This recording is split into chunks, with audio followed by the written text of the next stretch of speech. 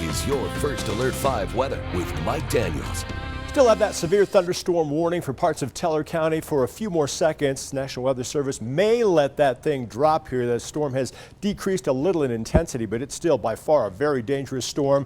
Do have a flash flood warning now active until 8 o'clock tonight from Divide south on 67 all the way to almost Gillette Flats. That's real steep canyon land right there as you go south on 67 headed for Cripple Creek. Could see some serious rock slides across that area. That flash flood warning stretching back to the Flores area as well. Just some very heavy rain coming down in the past hour across that area. Radar estimating 1 to 2 inches of rain, so obviously going to be some problems. Good idea to avoid 24 and 67 here for at least the next hour to maybe hour and a half until that water subsides across that area.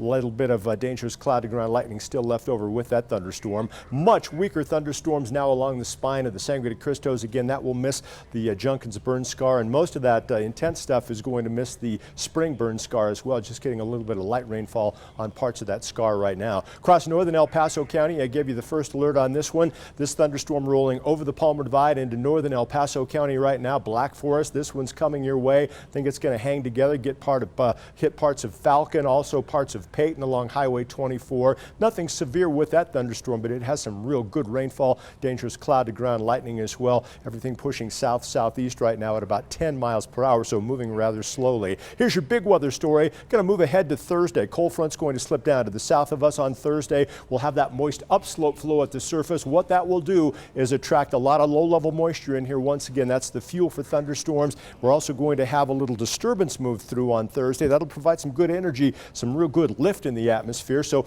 all those elements come together to produce a humid day around here, and it is certainly going to get thunderstormy. Some of those thunderstorms will have moderate to heavy rainfall. Some of the storms will contain hail as well. Here's how it evolves. We'll see those thunderstorms pop over the higher elevations and then move across the I-25 corridor. The steering winds aloft will be relatively light, so again, heavy rain and hail certainly possible with some of those stronger thunderstorms on Thursday. Here's what happens around here tomorrow, 10 a.m. Nothing but sunshine. Just a beautiful morning. If you can get out and enjoy it. 75 degrees at 10 o'clock tomorrow morning. Here come the clouds by early afternoon. Thunderstorms firing by 2 p.m. We've got thunderstorms possible over Teller County. Most of the thunderstorms will be along and west of I-25, but this model breaking out a couple of thunderstorms across parts of Colorado Springs and El Paso County tomorrow afternoon. Could see some real good soaking rain across parts of the higher elevations. We'll be watching the Junkins scar and the spring scar very closely again tomorrow for the possibility of that flash flooding. Probably your high today, 90 degrees in the Springs. We topped out at 83 degrees this afternoon. Outside right now, current temps in the 70s, 80s, and a 90-degree reading right now out at Lamar. Our overnight lows tonight on the mild side, dropping back into the 50s and 60s. Hot stuff around here tomorrow. On average, highs about 5 degrees hotter than what we had today. 88 in the Springs. Pueblo tomorrow, afternoon high temperature of 95 degrees. Across northern El Paso County, enjoy that morning sunshine. Clouds will thicken. Afternoon high temperatures topping out mainly in the mid-80s across most parts of the area. Maybe you're headed to Bronco Camp tomorrow for that afternoon session. It is going to be hot, lots of sunshine early, then giving way to a few clouds during the afternoon. In Colorado Springs, it's monsoon season. Here we go, a daily opportunity of seeing those thunderstorms. If I was going to pick one day, though, over the next few days, I think Thursday is the day that really jumps out at me as getting some strong to possibly severe thunderstorm activity across the area. Generic thunderstorms Friday. Good chance of seeing some thunderstorm activity over the weekend as well, and temperatures really consistent mainly into the 80s. In Pueblo, afternoon high temperatures heating right back up into the 90s.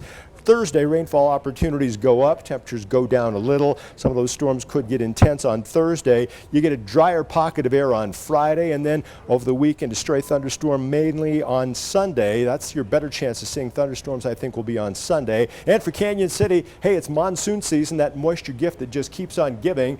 That's why I've got a daily opportunity of seeing passing PM thunderstorms in your forecast starting tomorrow afternoon, continuing all the way through the weekend. And in Woodland Park, what you see is what you get. Thunderstorms in the mix each and every one of those days. Temperatures ranging from the mid-70s into the low